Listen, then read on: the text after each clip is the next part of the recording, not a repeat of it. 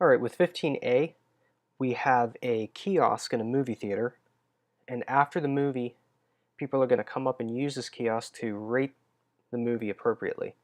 And the ratings are 1 through 5. The book is going to have something different, so make that correction. And at the end of the day, the manager is going to come around and he's going to enter a number. And I've decided that number would be 0. The book is going to have something different as well. So those two corrections you need to make. But when he enters that 0, it's going to give him an average of the average rating on that movie. So that's the whole idea with this. Let's go over to the flow chart here. We've got our variables. I is going to be used to keep track of how many people have come through, because when we do the average equation later on, we need to know how many people gave a rating, because we'll use whatever the total accumulated rating, all of the ratings together divided by the number of people, that gives us our average. Very basic math that you should have learned many, many years ago. Then we also have stars. That's where we're going to store all of the ratings. So somebody gives a 3 and the next person gives a 4, so then you've got 7 total in there, and it just keeps adding more and more in. It's like throwing, throwing coins into a pot or something. Then we've got rating, so that's your individual rating, what you're giving the movie. And then we've got average, so we're going to get the average rating of that movie. Make sure that these are all declared as double right there. Don't have stars and rating declared as integer just because you're not going to be doing decimal places. The average will probably sometimes end up having a decimal place, and if these are declared as integer, your average is going to be wrong. The math is not going to be right.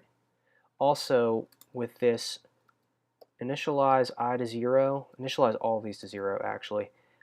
I had some issues with it actually giving the correct answer when these were not initialized to 0. So that is, for some reason, that's necessary. Never seemed to have that problem before, but now it is becoming a problem. We're going to go on to ask the rating. That's where the person is first going to interact with this program. And while it's not the manager who enters a 0, we also are told that we need to check and make sure they enter something that we can use. If they enter a 0, or if they enter a negative number, or if they enter something over 5, we want to keep prompting them to say, for something, and for something that we can use. And that's only 1, 2, 3, 4, or 5. So we keep asking that. And if they enter something appropriate, then we take that rating, we add it to the variable stars.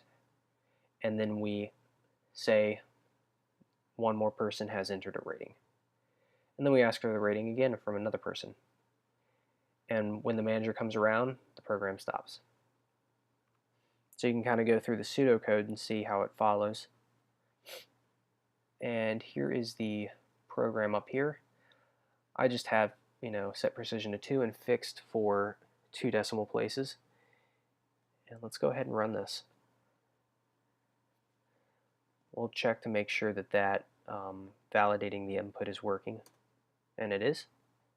So we'll do 4, and we'll have a 3 there. We should come out with 3.5 when we do the sentinel value. So only 2 people have rated.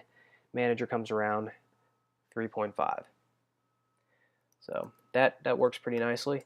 Kind of simple. The next one, it gets a little bit more complicated, but thanks for watching, and I'll see you in the next video.